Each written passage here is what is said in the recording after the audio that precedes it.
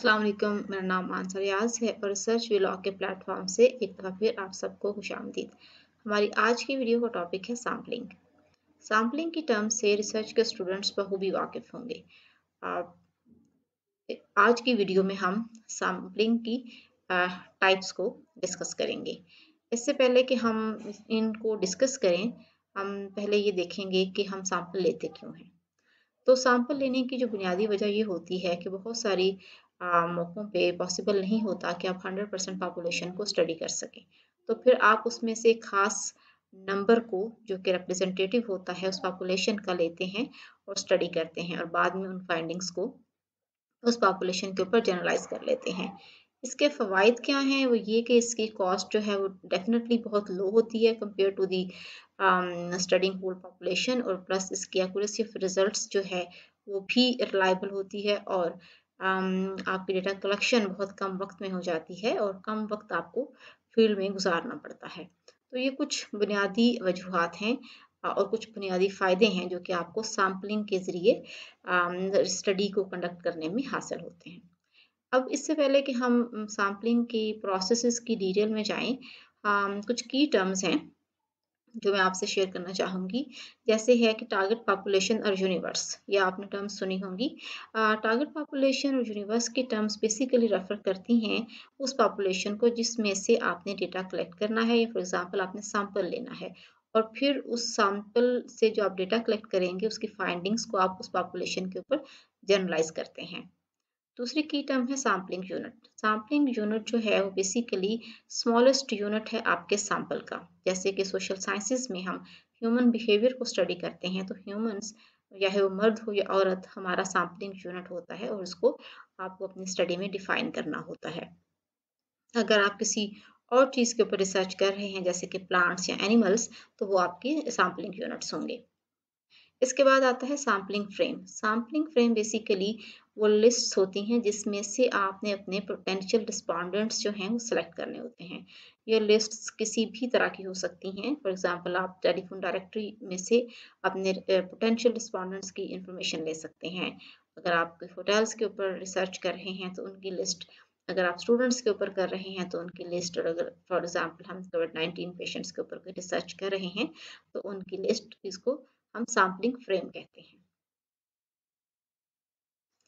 Sampling और sample में क्या फ़र्क है? सैंपलिंग बेसिकली प्रोसेस है जिसके ज़रिए आप पॉपुलेशन से, अपनी टारगेट पॉपुलेशन से एक ख़ास नंबर को सेलेक्ट करते हैं और सैंपल जो है selected number of people from that population और जो कि आपकी पूरी पॉपुलेशन की नुमाइंदगी करता है और इसका मकसद ये होता है कि आप इस नंबर को स्टडी करके उससे हासिल होने वाले जो नताइज हैं उसको पूरी पॉपुलेशन के ऊपर लागू कर सकें। अब आ गई types of sampling.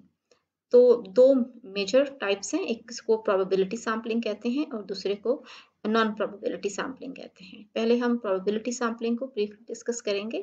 Probability sampling में प्रोबेबिलिटी थ्योरी यूज़ होती है। इसका मतलब ये है कि प्रोबेबिलिटी सैंपलिंग के अंदर पॉपुलेशन के अंदर मौजूद तमाम रिस्पोंडेंट्स जो हैं, जो पोटेंशियल रिस्पोंडेंट्स हैं, उनके पास सिलेक्शन का चांस होता है। They have equal chance to be selected और ये जो सिलेक्शन होती है या जो चांस ऑफ सिलेक्शन है ये रैंडमाइजेशन के थ्रू इंश्योर किया जाता है और जो टाइप्स हैं इसकी वो हैं, ये 4 टाइप्स हैं मसलन simple random sampling, systematic random sampling, stratified random sampling और क्लस्टर सैंपलिंग। अब हम इन को डिस्कस करने से को डिस्कस करेंगे डिटेल से। जैसे प्रोबेबिलिटी सैंपलिंग में जो पहली टाइप है वो सिंपल रैंडम सैंपलिंग है। जैसे कि इसके नाम से ही पता चल रहा है कि इसके अंदर आपने सिंपली रैंडम सिलेक्शन कर लेनी है। आपके पास लिस्ट मौजूद है, आपने उसमें से अपना रिक्वायर्ड नंबर ऑफ सैंपल जो है वो रैंडमली सिलेक्ट कर लेना है। अगर यानी कि आपके पास सैंपल फ्रेम मौजूद है, आपके पास स्टूडेंट्स की लिस्ट मौजूद है या आपके पास कोविड-19 पेशेंट्स की लिस्ट मौजूद है, आपके पास 50 लोगों की लिस्ट मौजूद है और आपने 10 लोग जो है सेलेक्ट करने हैं तो आप कोई से भी 10 उठा सकते हैं आप लॉटरी वाला सिस्टम या यूज़ कर सकते हैं, जिसमें आप 1 to 50 का नंबर लिख के किसी डिब्बे में डाल लें और उसमें से 10 नंबर सेलेक्ट कर लें। लेकिन जहाँ पे ज़्यादा नंबर्स होंगे वहाँ पे आप शायद कोई सॉफ्टवेयर भी यूज़ कर सकते हैं, जो कि आपको रैंडमली आपका रिक्वायर्ड नंबर ऑफ सैंपल जो है वो जनरेट करके दे सकता है। लेकिन ये बिल्कुल रैंडम होगा। दूसरी टर्म है दूसरी टाइप है सिस्टमैटिक रैंडम सैंपलिंग। सिस्टमैटिक जैसे कि इसके नाम से ज़ाहिर है, इसमें जो आपके पास सैंपलिंग फ्रेम है, उसमें से आप एक सिस्टम के ज़रिए अपना सैंपल सेलेक्ट करते हैं। फॉर एग्ज़ाम्पल आपके पास 12 कोविड-19 के पेशेंट्स हैं और आपको 4 चाहिए, तो इसके हिसाब से हर तीसरा शख्स जो है वो आपका सैंपल है। तो आप हर तीसरे शख्स को सेलेक्ट कर लेंगे अ, उसके सीरियल नंबर के ज़रिए, यानी कि आप हर तीसरा सीरियल नंबर जो है वो अलहदा कर लेंगे और फिर उन चारों की डिटेल्स लेके जाके उनसे इंटरव्यू कर लेंगे। यानी कि ये रैंडम तो है, लेकिन इसमें एक प्रोसीजर को फॉलो किया जाता है। इसके बाद आता है stratified random sampling. Stratified random sampling में आपकी जो पॉपुलेशन होती है उसको आप ग्रुप्स में डिवाइड करते हैं, जिनको स्ट्रैटा बोलते हैं। और जो फिर आप जो अपना सब सैंपल है इन्हीं ग्रुप्स के अंदर से रैंडमली सेलेक्ट कर लेते हैं। जो स्ट्रैटिफिकेशन होती है वो आप ग्रुप की कैरेक्टरिस्टिक्स की बुनियाद पे करते हैं और अपनी स्टडी ऑब्जेक्टिव्स की बुनियाद पे, जैसे कि आप एज के ऊपर स्ट्रैटा बना सकते हैं, जेंडर के ऊपर, एथनिसिटी, इनकम, ऑक्यूपेशन या कोई भी और कैरेक्टरिस्टिक्स आप उनको पहले अलहदा कर लेते हैं और उसके बाद उसमें से अपना जो सैंपल है, जो आपको रिक्वायर्ड नंबर होता है, वो रैंडमली उन ग्रुप्स के अंदर से उठा लेते हैं। जैसे कि आपको 3 ग्रुप्स चाहिए, फॉर एग्ज़ाम्पल आपको कोविड-19 के पेशेंट्स तो चाहिए, लेकिन आपको उसके अंदर 3 एज ग्रुप्स चाहिए। तो आपने पहले वो तीनों एज ग्रुप्स अलहदा किए और फिर उसके अंदर से हर एज ग्रुप में से रिक्वायर्ड नंबर ऑफ सैंपल जो है वो रैंडमली सेलेक्ट कर लिया। इसके बाद आती है क्लस्टर सैंपलिंग। क्लस्टर सैंपलिंग जो है वो स्ट्रैटिफाइड रैंडम सैंपलिंग से इस तरह मुख्तलिफ है कि ये बेस्ड ऑन जियोग्राफी होती है, यानी कि आपने पॉपुलेशन को सब ग्रुप्स में क्लस्टर्स में डिवाइड कर दिया based on their physical location. So for example आपने डेटा लेना है इस्लामाबाद के सबब से, तो आपने 3 या 4 क्लस्टर्स बना लिए, यानी कि आपने कहा कि हम बाराकऊ से ले लेंगे, दूसरा क्लस्टर आपने खानापुल बना लिया, जो उसकी फेडरल साइड है, और जो तीसरा फतेह जंग, और चौथा कोई भी और, ये जस्ट फॉर एग्जांपल। तो आपने इन इलाकों के अंदर 4 क्लस्टर्स बना ली, 4 या 3, और फिर वहाँ से जाके अपना रिक्वायर्ड नंबर ऑफ हाउसहोल्ड्स जो है वो सेलेक्ट किया और वहाँ से इंटरव्यूज़ कर लिए।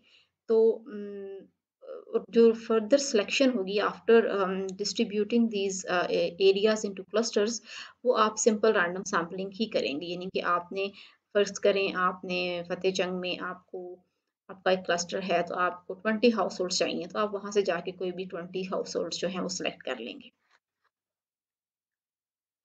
इसके बाद आ जाती है नॉन प्रोबेबिलिटी सैंपलिंग।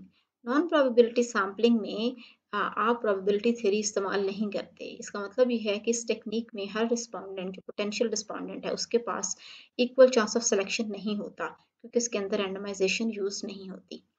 इसकी भी 4 इकसाम हैं: convenience sampling, purposive sampling, quota sampling and snowball sampling. Non probability sampling की जो पहली टाइप है वो है कन्वीनियंस सैंपलिंग। इसके नाम से पता चल रहा है कि रिसर्चर जो है वो अपनी कन्वीनियंस की बेस के ऊपर अपने रिस्पोंडेंट्स को चूज़ करता है। अपनी कन्वीनियंस के साथ-साथ उसकी स्टडी ऑब्जेक्टिव्स पे भी डिपेंड करता है कि उसने कौन-सी सैंपलिंग टाइप यूज़ करनी है, यानी कि प्रोबेबिलिटी या नॉन प्रोबेबिलिटी, और अगर नॉन प्रोबेबिलिटी करनी है तो उसके अंदर में से कौन-सी फर्दर जो है कैटेगरी वो यूज़ करेगा।